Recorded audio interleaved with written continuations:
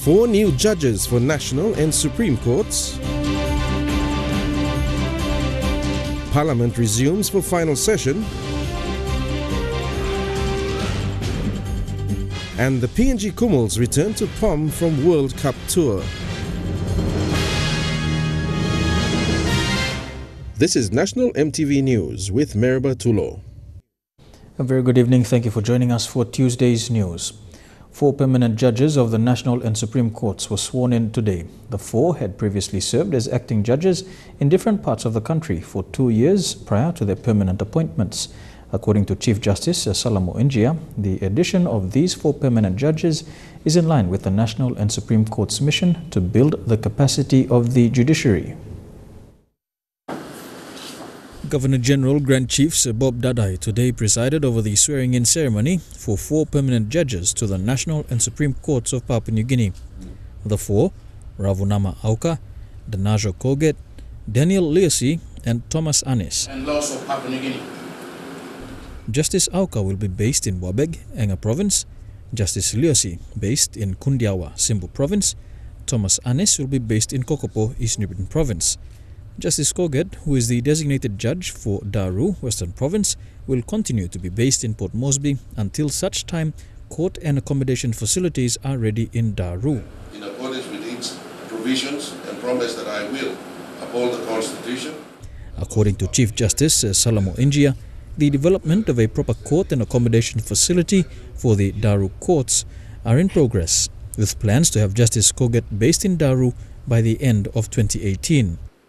Hopefully by June of next year, we will have a judge's residence complete, with staff houses complete as well, and he will be moving over to Daru in about the middle of next year. At the moment, he's operating out of Waigani, but circuiting frequently and regularly to Daru and Kerama. With these 4 judges taking their oath of office, this brings to 39 the number of permanent judges currently serving in the National and Supreme Court, 3 short of the statutory ceiling of 42 judges. We have a ceiling of 42 permanent judges. Right now, with 39 full-time judges, we still have another 3 permanent vacancies to fill. Whilst the statutory ceiling is 42, Sir Salamo has clarified that there are also an additional number of acting judges to assist in dispensing justice throughout the country through the National and Supreme Courts. The statutory ceiling does not include acting judges, so we can recruit beyond 42, and that's what we've done in this case. If you look at the total number of judges that I've given you, it exceeds the 42 judge number ceiling, because it includes acting judges which are not included in the number of permanent judges which constitutes the ceiling. ExxonMobil PNG, operator of the PNG LNG project, has suspended non-essential work at its Hides, Angore and Como operations in Hela Province in response to queries from EMTV regarding the current situation and at the project's upstream project areas following recent tension within local communities. A spokesperson from ExxonMobil has confirmed that the Hides gas conditioning plant remains operational. However, as the safety and security of its employees, contractors and the local community is a priority, non-essential personnel have been deployed to other areas. ExxonMobil PNG says it continues to monitor the situation in Hela Province. Moving on, Oxfam and TAN partners have launched the Enough Now campaign to create safe and peaceful communities by reducing violence against women and girls. The campaign focuses on engaging youths as agents of change within their communities to promote non-violent conflict resolution within their homes. Minister for National Planning and Monitoring, Richard Maru, who launched the campaign, challenged the groups to provide a more holistic plan to his office instead of awareness and campaigns by different gender-based violence organizations. Papua New Guinea continues to rank as one of the most dangerous places in the world to be a woman or a girl. 70% of women experience rape or assault in their lifetime, and violence against women and girls is normalized and enabled all across levels of the society. This is according to Oxfam, an international development confederation of 18 organizations and 2 observer members working with partners and local communities in more than 90 countries to mobilize the power of people against poverty. Oxfam and its PNG partners released a 4-year report on understanding gender-based violence and sorcery-related violence in PNG yesterday. So this report has highlighted the key vulnerabilities of the complainants, the type and cause of complaints, the referral pathways, and the networking and collaboration that the partners are doing. Minister for Planning and Monitoring Richard Marus said gender-based violence and sorcery-related violence is reaching an unseen level in the history of PNG, where laws passed by government seems to be ineffective. So I don't think we can fight it by just awareness, because certainly the awareness is not working. So I challenge all the partners to look at how we can work with all members of parliament, for each of us as members of parliament, to take this seriously. Upon releasing the report, Oxfam and partners launched Enough Now. This campaign is to make a firm stand against what they termed as a destructive behavior.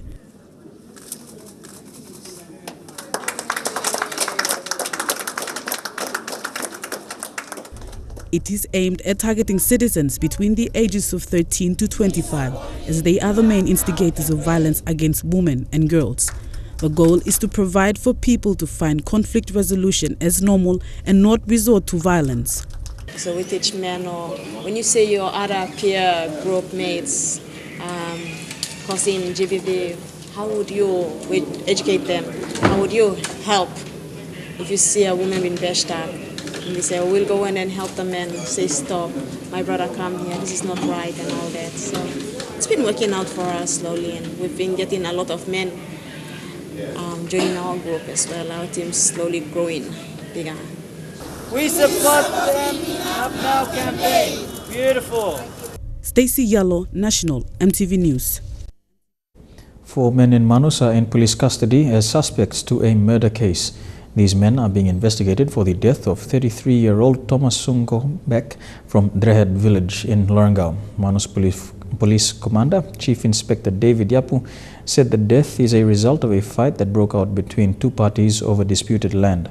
Police allege that a piece of 4x4 timber was used to hit the deceased on the forehead, which resulted in a fractured skull, causing his death. The body of the deceased is now at the Lorengau General Hospital morgue, where an autopsy will be conducted. PPC Yapu said the situation on Manus Island is quiet but tense, and police are monitoring it. Moresby's softball team in Lae has been removed from the provincial sports team list for the 7th PNG Games in Kimbe.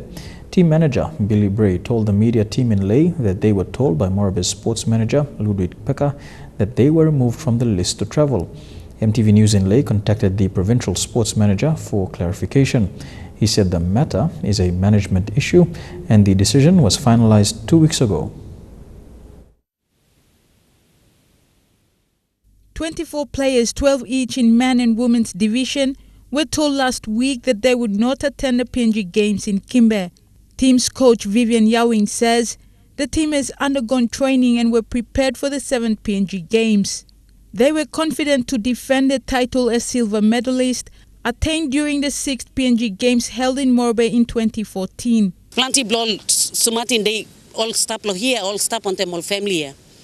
Parents living out of Moresby, but because of the love of the code, now because all got this Moresby pride long all psych up logo, but the pride of Moresby have been denied for the players because all train hard logo.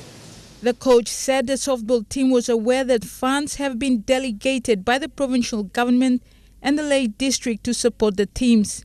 Moresby softball team manager Billy Bray said they were told last week by Moresby sports manager Ludwig Pekka that team softball was cancelled from the team list. Saturday morning around 5:30 in the morning, early morning, both Vivian and I received calls from Kimbe stating that we're eligible to take part, and they told us to get our teams back together, ready, and to see Mr. Pekka to collect our tickets. Now yesterday or Saturday I went to the office. The sports office was closed. Again yesterday we waited around the office. It was closed, still closed. A councillor and former softball PNG rep, Carol Yawing, demanded an explanation from Moresby Sports Division on what will be done with the funds allocated for the team to travel. Now, tomorrow morning, all must go to Kimbe. Because this now online, all producing medal, name stop, tali blo Morobe. Where else all something all go now? All in Nogat. So this law office, blow the sports office, I must come out now, put him up tali. Usat all code Morobe, been putting medal on top. Now me like him, me demanded this team must go tomorrow morning. That's all must go. Ludwig must make sure all go. Cut the budget the online. This is softball now all stop. Emi stop when now. We sought clarification from the provincial sports manager Ludwig Pekka, who said the matter was a management issue. Pekka says only 19 code team was eligible to travel. He said the decision of the softball team being removed from the list was made by the management 2 weeks ago, and it was final. Julie Badui Owa, National EMTV News, Lay. You're with National EMTV News. Among stories when we return, empowering women to be prepared for the workforce. Stay tuned.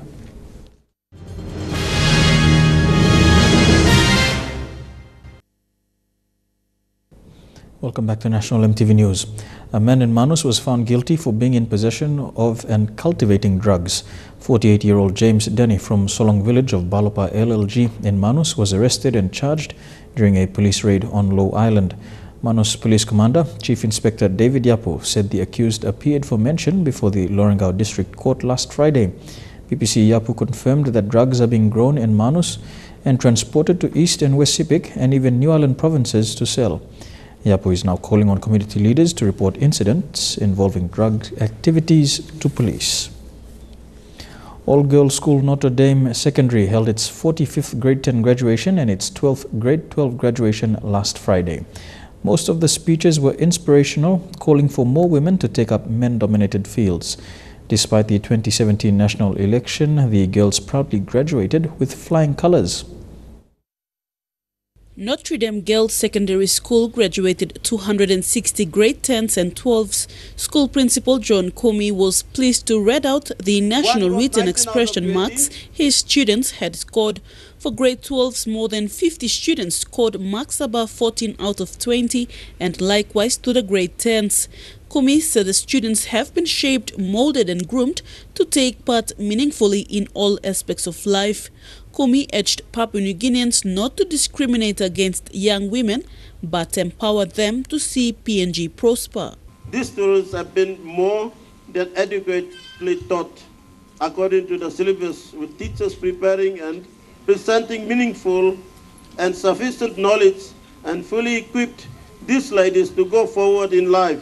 The first female secondary school inspector in PNG, Betty Gary, encouraged the graduates to have high self-esteem to tackle discrimination at the workplace and doubts to hold big positions.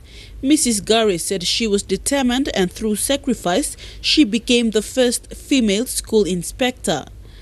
With the right kind of attitude, you put God first, you can persevere in everything you do, make sacrifices, you can be successful. Notre Dame Secondary was started by the Sisters of Notre Dame from the Catholic Church to educate girls and women. The sisters chose Western Highlands Province as the center of the Highlands region, made up of culturally male-dominated societies. The school not only educates women, but teaches them the qualities of respect, courage, helpful, spiritual values and maturity. At the graduation, Archbishop Douglas Young blessed the students and reminded them to remember their Creator through their life's journey. That's why we have an education system. That's why we have youth programs. That's why we do our evangelization. Because we want our people here in Papua New Guinea, our students in our schools, to experience the fullness of life and love. The ducks for this year in science went to Lenisha Leo, who walked away with a brand new laptop. The ducks for social science was Catherine Karawa, who also received a laptop. Karawa also received the school awards for winning the IBS Interschool Debate and Leadership Award. Vasanatha Yama, National EMTV News, Mount Hagen. The first ever Children's Forum is being held in Port Moresby with the aim to create a platform for children to speak out about issues affecting them. Organized by the Department of Youth, Religion and Community Development, it is an avenue where children are encouraged to discuss issues affecting them, whether within their families, schools or communities. Over 200 children from 21 provinces are in Port Moresby for this event. They include students from Tusbab Secondary in Madang, Messi Secondary in East Sepik and Hagen Park Secondary in Western Highlands. This gathering of children is to promote children's rights and encourages parents to be responsible for the welfare and upbringing of their children. You know, the outcome of this forum is very important to us because for the first time we're getting views from our children that will help shape a lot of the programs and actions that we are taking to addressing issues affecting children. On the 20th of November every year, the United Nations celebrates the International Children's Day. For Papua New Guinea, children make up a larger percentage of the total population. However, their concerns are often overlooked by adults because our culture does not allow children to be part of decision making. Realizing this, the government has passed the Yumi Lukautim Pikinini Act 2015 to protect and encourage children to speak openly about issues affecting them. The Act calls for a biannual forum where all children are given the opportunity to express their concerns. Also, thank you to Department of Community Development for, organizing this great program. It's a good initiative by Secretary, Deputy Secretary, and the management team. So we are proud to be the sponsors of this great event. This forum aims also to raise awareness on children's rights and encourages parents and guardians to protect their children from all forms of abuse, neglect or malnutrition.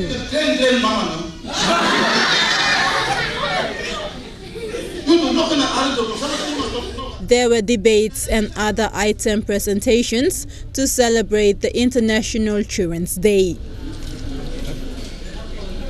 Thakla Gunga, National EMTV News. President of the Madang Indigenous Business Council believes Papua New Guinean businessmen and women still struggle to grow their business. Stoti Kamya says this is because they do not know how to run their businesses. Kamya says the national government needs to address this in terms of educating its people, especially people in rural areas. The president of the Madang Indigenous Business Council said this during the opening of the new seafood and butchery shop in Madang. Martha Lewis reports. President of the Madang Indigenous Business Council, Stoti Kamya, says the national government needs to set up training facilities throughout PNG to educate locals on how to operate businesses. He says the plans and directives of the government are clear on driving the economy through the SMEs.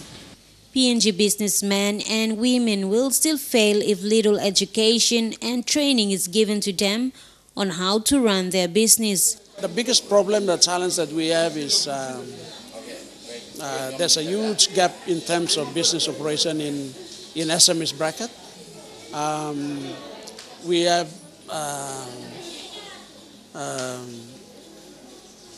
Papua New Guinean businessmen and women trying to grow their business, trying to start a business, but the problem that we have is they don't know how to run the business. Meanwhile, the Madang Indigenous Business Council was formed in 2011 to protect the interests of the Papua New Guinean businessmen and women. The council organizes PNG businessmen and women to help them link up with markets, assist them with loan applications, and training programs, among others. Training program especially, we have conducted a lot of business training for our little SMEs. Papua New Guinean businessmen and women, especially in Madang, those in the rural areas to know the principles of business, how to run business. The new seafood and butchery shop opened in town yesterday has also gone into agreement with the Medan Indigenous Business Council. The shop will only be selling local seafood and other animal meat bought directly from locals in the province, thus promoting local produce as well as give money back to the people. There's a potential in Medan. Now we come along here, we look at this kind of operational also before me grassroots too. Me have no grassroots people long Kirapi Medan. One kind something or you got me buy the long fish, one product, seafood, me buy. Now or Kumu long ground, me too me buy. Me have no Kumi long Medan, me Kirapi Medan. Martha Louise, National EMTV News, Medan. Two stories from Parliament now, and Parliament resumed today with Sebekira Marata questioning the Prime Minister on the status of Task Force Sweep. Sebekira has asked Prime Minister O'Neill to come clear on outstanding cases with the Police Fraud Squad and the long-awaited ICAC bill that is yet to be passed in Parliament. The Moresby Northwest MP was first to ask questions without notice today in Parliament, asking the Prime Minister on the latest developments with Task Force Sweep. Prime Minister, my first question, why then, after you returned to power in 2012 election, did you change your mind and start withholding funds from the Task Force Sweep? Second question, why did you later close it altogether? He also asked the Prime Minister to come clear if he had ordered the police commissioner to throw out cases involving him that were before the fraud squad office. Why did you get the police commissioner to go to court to throw out all the cases the task force had investigated? Was it because it was a threat to you? After attacking the task force sweep, you turned on your hand on the fraud squad and anti-corruption directorate. Prime Minister, why? In response, Prime Minister Peter O'Neill said the task force was an intergovernment agency, but it was disbanded after it was found to be politically handled. He said that resulted in the formation of the Independent Commission Against Corruption, or ICAC, which is yet to be tabled in Parliament. Subsequent to that, the task force sweep became too political, targeting political leaders, when it was not authorized to do so. That is why, Mr. Speaker, we decided to introduce the ICAC bill in Parliament to replace that. On the fraud squad matter, the PA maintained that if there is evidence found against him or any other MP, it should be presented, and he is willing to step down if so. Any leader who wants to accuse any other leader in this Parliament should produce evidence. It's easy to point fingers, Mr. Speaker. Easy to point fingers without evidence. And we have all along stated, if you provide evidence that even one toy or one kina has been mismanaged by any member of this cabinet, including myself, will resign tomorrow. He said the ICAC bill will be brought again to Parliament, and he urged all MPs to vote on it. Mr. Speaker, we could not muster the numbers in the last session of Parliament. That is why it was on notice paper, and Mr. Speaker, it will be reintroduced in this Parliament. So, Mr. Speaker, I urge the member for Moresby Northwest to vote on it when it's been introduced in Parliament. Stanley Oved Jr., National EMTV News. Still in Parliament, Western Governor Taboy Awiyoto has asked the government to beef up border security along the PNG, Indonesia and Australian borders. He also asked if the government is considering a permanent defence barracks in Kiunga and a naval base on Daru Island. The Western Governor asked Defence Minister Solan Mirisim if there were plans to set up proper facilities and upgrade the forward operations base in Kiunga to a permanent army barracks. I am particularly interested to know if the Minister has any plans to upgrade the current Defence Force forward operating base in Kiunga to fully fledged barrack status. Secondly, I would like to ask the Minister if Minister could also consider setting up a naval base in Daru. He says there is an alarming increase in illegal border activities, both on land and sea. A lot of illegal activities are taking place on these borders, and they are going unabated due to lack of proper civilians and capacity to support operations in Western Province. In response, Minister Mirisim says under the Defence White Paper Act, plans are in place to not only increase the number of troops, but also develop proper army facilities, which includes proper border posts for the defence. Lo kiunga base, kiunga forward base, MIPLA plan, long Defence White Paper 2013 na too long.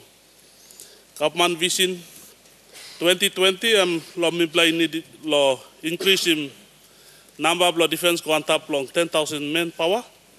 Time MIPLA increase him go on top, and MIPLA start talk now long. Increase in unit 2. So kiunga FOB by go long barracks. He says since taking office, he has visited every defence unit and says new measures are in place to protect the country's border, especially on the eve of the 2018 APEC Leaders Summit.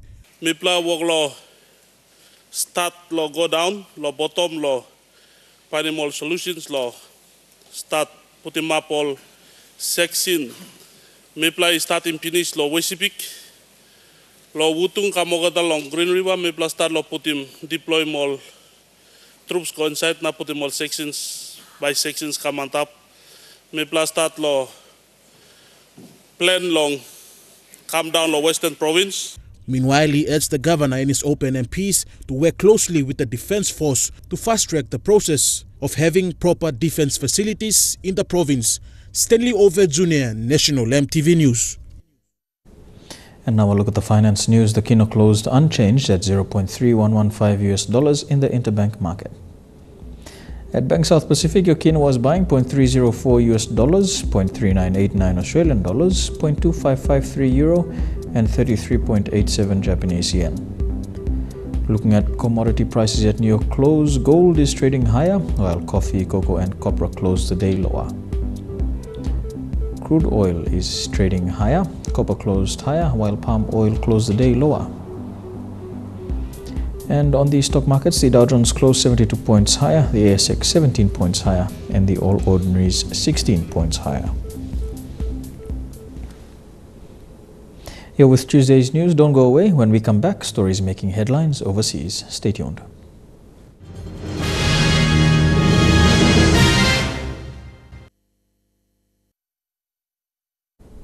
Welcome back to National EMTV News. Turning overseas now, United States President Donald Trump says adding North Korea onto the official lists of states sponsors of terror was long overdue after the country was removed from the list by former President George Bush in 2008. Have been signaling this announcement was coming, a matter of when, not if. Back from his high-stakes Asia trip, President Trump today said this move is part of his maximum pressure campaign on North Korea. In addition to threatening the world by nuclear devastation, North Korea has repeatedly supported acts of international terrorism, including assassinations on foreign soil. The Trump administration has been under significant political pressure to relist North Korea as a state sponsor of terrorism. In October, a bipartisan group of 12 senators sent a letter to Secretary of State Rex Tillerson, urging him to do this on behalf of the parents of Otto Warmbier, the American student who died after being released from a North Korean prison. As we take this action today, our thoughts turn to Otto Warmbier, wonderful young man, and the countless others so brutally affected by the North Korean oppression.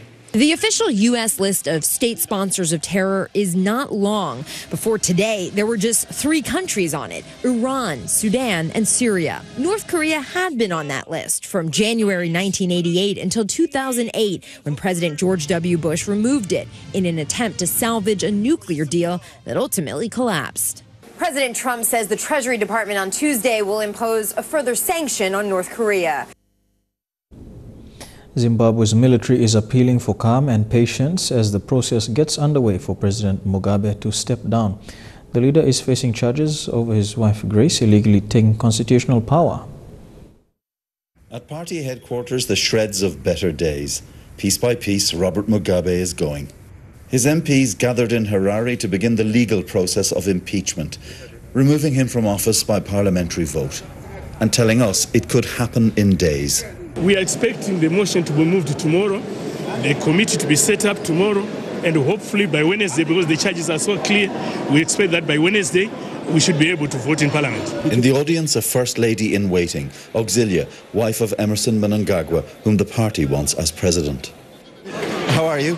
Will your husband be coming soon? I have nothing. I'm not commenting on that one. Everybody's waiting to see him. I'm also waiting to see him as well. Listen, when the people have spoken, that is it. The people are speaking in Zimbabwe. ZANU-PF is speaking, and we're good to go and good to roll.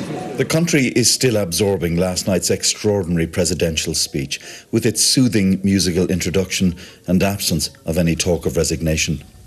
I will preside over its processes. He appeared detached from reality, talking about presiding over a party congress. The question is why the generals allowed this to happen. Partly it's to do with a changed Africa. The old days of shooting leaders are gone. Human rights lawyer Beatrice Mtetwa was once persecuted by Robert Mugabe, imprisoned under his security laws. She says those opposed to him want to be seen to be acting within the law. Zimbabwean culture has always been that you make the law, you justify your actions on the basis that this is the law. Impeachment isn't just about removing Robert Mugabe quickly. It's about the quest for legitimacy of those who rule this country next. Germany is facing a political crisis after a breakdown in coalition talks following 4 weeks of negotiations. Chancellor Angela Merkel is facing her biggest challenge yet in 12 years. She promised Germany a government for Christmas. Instead, Angela Merkel's delivered an unprecedented political crisis. In the early hours of this morning, Mrs. Merkel admitted she couldn't form a government. I, as the acting Chancellor, will do everything to lead the country through these difficult weeks.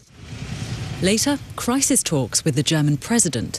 This country may yet have to go back to the ballot box. What's uncertain is whether Mrs. Merkel's party would want her to lead them into a fresh election. This is the moment for all involved to reflect and reconsider. All parties elected to Parliament are there to serve the common good. I expect them to be open to discussion to create a government in the very near future. But German politics, German voters have changed. The far right now sits in Parliament. A weakened Mrs. Merkel doesn't have many options. It's time for a change. Someone else should be in charge. She's out of new ideas. She's close to the people. She tries to represent the interests of different parts of society. She doesn't always succeed, but she tries. Political uncertainty, economic disquiet. Mrs. Merkel cancelled a meeting with the Dutch leader today. Little time for foreign policy now. Dwindling influence, perhaps, in the future. From a country which stands for stability, a sudden hesitation in the heart of Europe. From 1947 to 2017, and the Queen and the Duke of Edinburgh have marked 70 years of marriage in a low-key private affair. Ringing out from Westminster Abbey, a peal of bells to mark a 70th wedding anniversary. It was to the Abbey on this day in 1947 that the then Princess Elizabeth came for her wedding to Lieutenant Philip Mountbatten. I, Elizabeth Alexander Mary. Take thee, Philip. Take thee, Philip. To my wedded husband. To my wedded husband.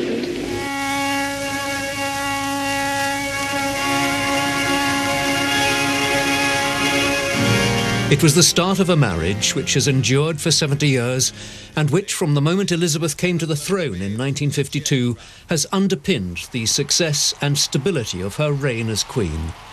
Those who know them have no doubt that the bride and groom who signed the marriage register that day at the Abbey were deeply committed to each other.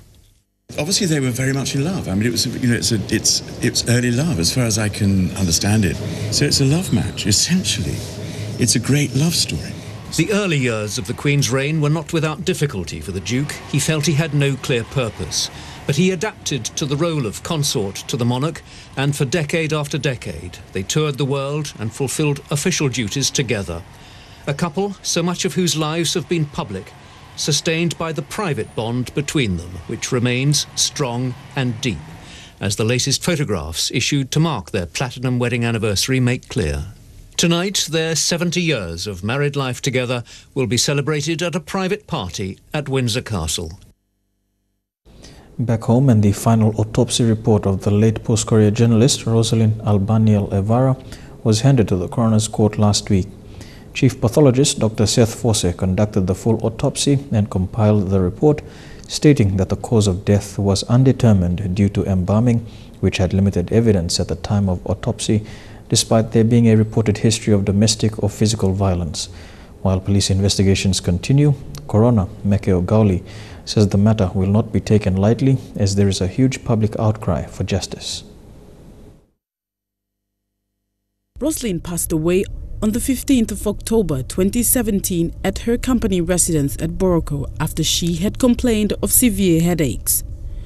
The report of her death and the circumstances surrounding it received widespread calls for further investigations when her aunt, Mary Albaniel, revealed disturbing images of her bruised body during her funeral. The pictures, according to Mary, were taken a day after her death, before the deceased body was taken to the funeral home. The body then underwent embalming, the process of preserving the human flesh after death to delay decomposition.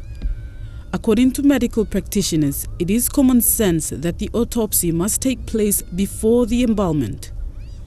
And this is the grounds which Dr. Fosse has given his medical opinion on, stating that based upon the autopsy of the tissue microscopy analysis and the police report to the coroner, a cause of death cannot be determined. Adding that the contributing factor in limiting identification and interpretation of evidence of injuries, trauma, and natural disease was embalming artifacts and changes present at the time of autopsy despite history of domestic or physical assault. However, as the funeral pictures revealed, the issue has not been taken lightly. Coroner Mekeo Gauli says because of the keen public interest in this case, the matter will not be taken lightly. He told EMTV that if in the situation where there is no one charged, it will be up to him to call an inquest for all involved parties to come forward and give evidence before the National Court of Justice. When the police concludes the investigations, it goes before the coroner to give his decision. Detective Chief Sergeant Ulagis Mantu of the Homicide Division says police investigations into the matter are still ongoing because of public outcry. He said while the coroner himself will give his opinion on the matter of the final report, he is calling on Roslyn's family to come forward and give him their statements. They need to come forward because there's a spokeswoman or spokeslady in the group saying that she is organizing everything for us, which she has not fronted up into the office, so we could plead through the media that she has to, the Albanian family, I think there's an auntie or something. Oh, the auntie, Mary. Yeah, Mary, she has to come forward. We're still waiting for the... Stacey Yallo, National EMTV News. Here with National EMTV News, the Kumuls returned home today after what was an exhilarating first 3 games at home and a sobering end to their campaign against England. That story and more in Trukai Sports when we return. Stay tuned.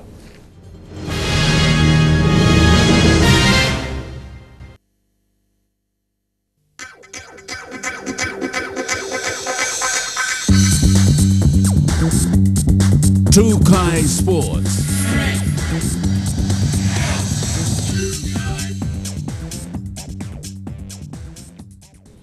Welcome to Trukai Sports. The PNG Kumuls and members of the coaching staff arrived back in Port Moresby today. The Australian-based players left for their homes yesterday. It was quite emotional among the players, especially Paul Ayton, who played his last game for PNG over the weekend. PNG RFL chairman Sandy Saka was extremely proud of the team's performance during the tournament. He says it was the result of a successful rugby league program which began 4 years ago after the 2013 World Cup. This also provides us with a very good opportunity to take a look back at what we've achieved in the last 4 years and then see where we want to be by the year 2021 World Cup. So PNG RFL and our partners will go back to the drawing board, look at the results over the last 4 years and decide where we want to be in the next 4 years and start that investment and drive again with the support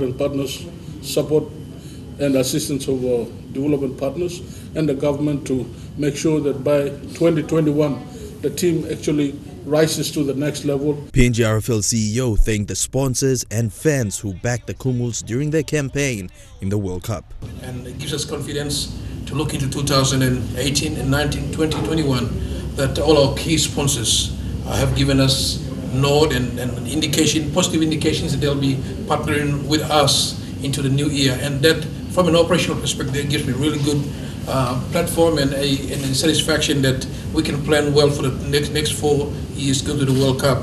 Kumuls coach Michael Marum thanked the players and coaching staff for their tireless efforts in preparing for the World Cup. He says they are looking forward to the next World Cup in 2021 in England. It's been a good 7 weeks for us in camp, and we enjoyed the trip to Fiji, back here, the 3 games at home, then finishing off last Sunday in Melbourne against the English side.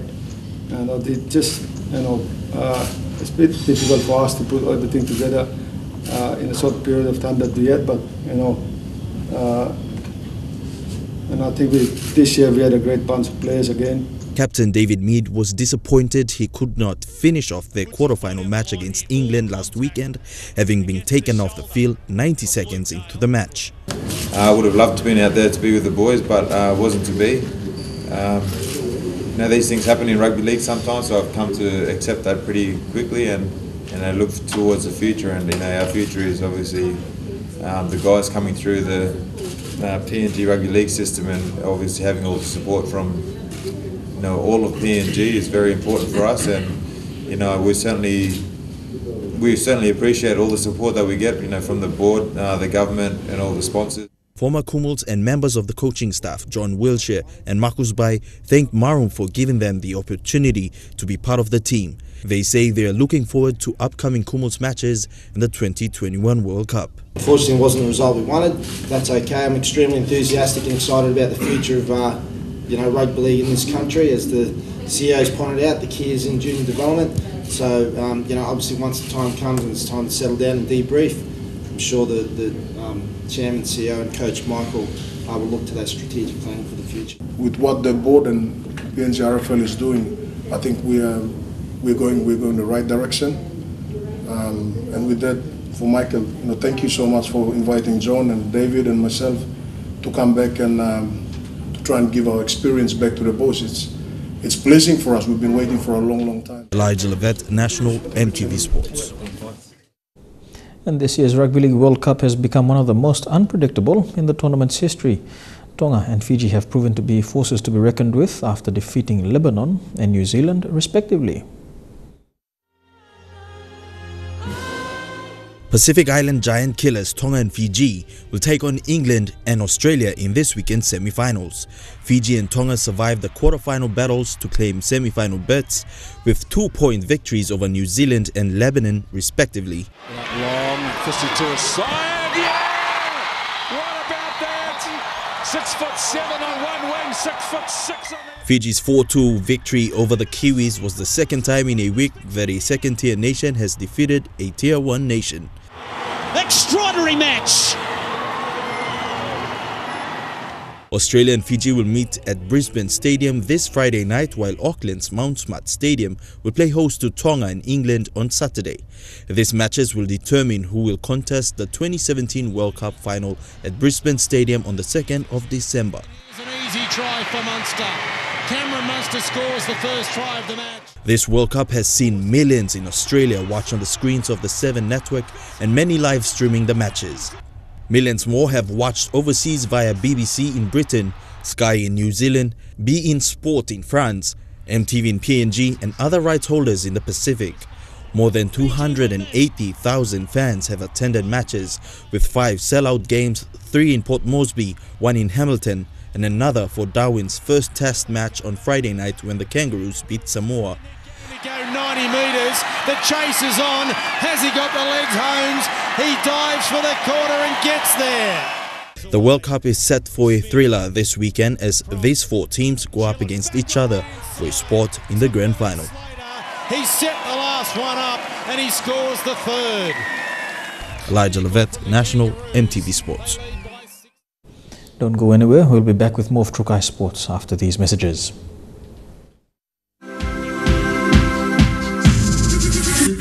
Trukai Sports. Welcome back to Trukai Sports. The Papua New Guinea Boxing Union today received a cheque of 25,000 kina from National Gaming Control Board.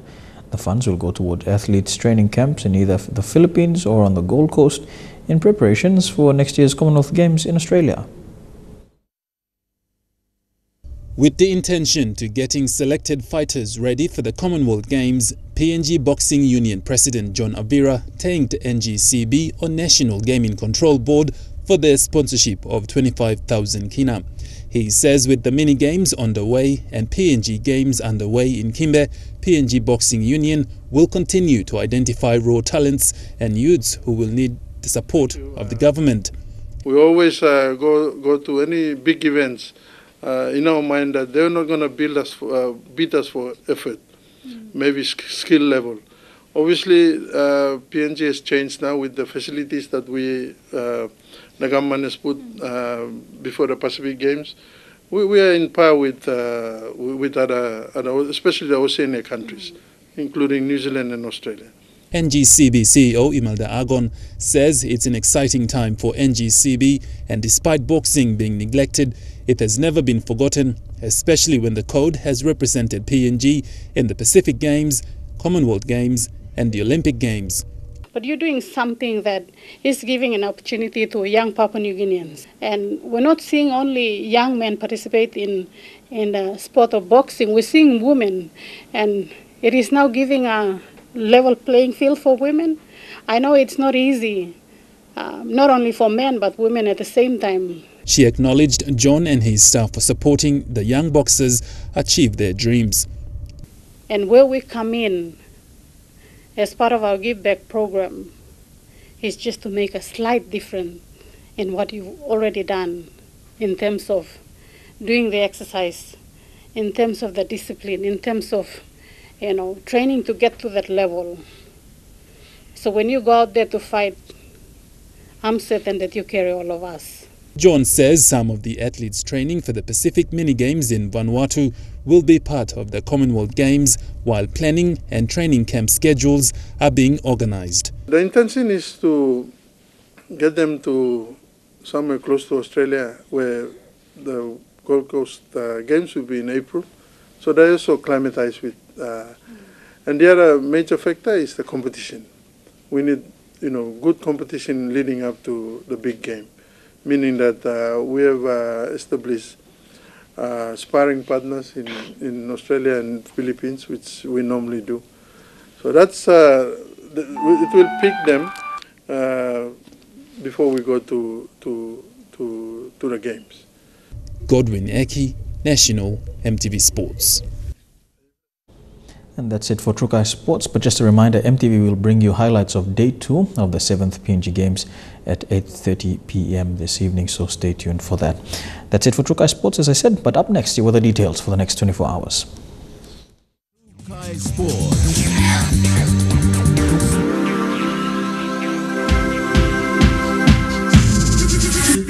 Trukai Sports.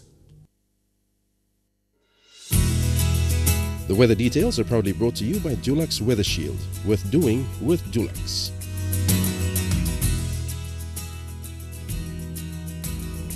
A look at the weather forecast in the Momasa region. Some showers expected in Wau, Leh, Madang, Vivek and Vanimo can expect mostly fine weather over the next 24 hours.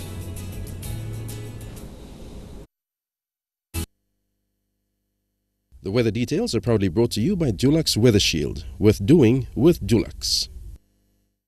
And that's the news, sports and weather for today, Tuesday the 21st of November 2017. From the entire news team here in Port Moresby, over in Kimbe for the PNG Games and around the country, pleasant viewing and good night.